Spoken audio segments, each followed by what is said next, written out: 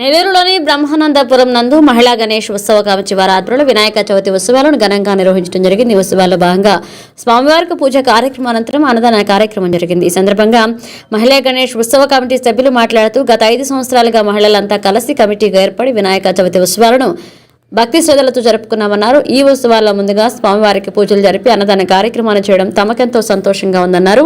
ఈ కార్యక్రమంలో మహిళా గణేష్ ఉత్సవ కమిటీ సభ్యులు కర్రా మల్లేశ్వరి, గుజ్జర్లపూడి బాలశౌరి, బిరదాల సుభాష్, కర్ర మాలకొండయ్య, కేశవరపు రాజా పాల్గొన్నారు.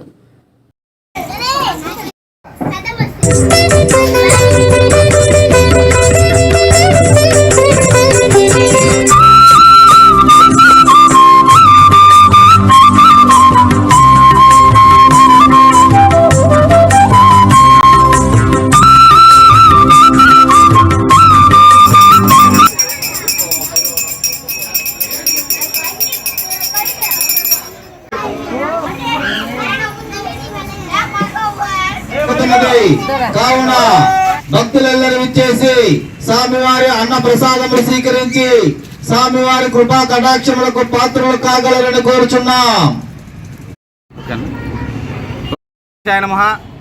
అందరికి నమస్కారం.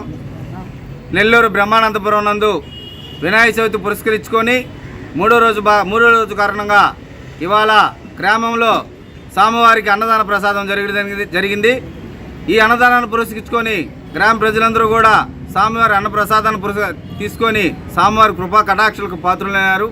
అదేవిధంగా బ్రహ్మానందపురం నెల్లూరులో ఉన్నటువంటి ఈ బ్రహ్మానందపురంలో మహిళలందరూ కూడా వాళ్ళు స్వయంగా ఏర్పడి ఒక సందడిగా వినాయకుడిని తెచ్చుకొని ఇక్కడ అంగరంగ వైభవంగా జరుపుకుంటారు. ఎటువంటి ఇబ్బంది లేకుండా మహిళలందరూ వాళ్ళే సందాలు వేసుకొని చుట్టుపక్కల ఉన్నటువంటి వాళ్ళందరినీ కూడా కలుపుకొని మంచి విగ్రహాన్ని వాళ్ళతో పాటు వాళ్ళకు తోడుకున్నటువంటి రాజు కానీ మార్కే కానీ అదేవిధంగా మా ఇక్కడ కమిటీ మెంబర్ బాలశౌరి కానీ అదేవిధంగా అధ్యక్షురాలు వాళ్ళు రాకూడదు కర్రా మల్లీశ్వర్ కానీ రాజీ గారు కానీ జయమ్మ గారు కానీ వెంకటరమణమ్మ గారు అట్టా కొంతమంది లేరు.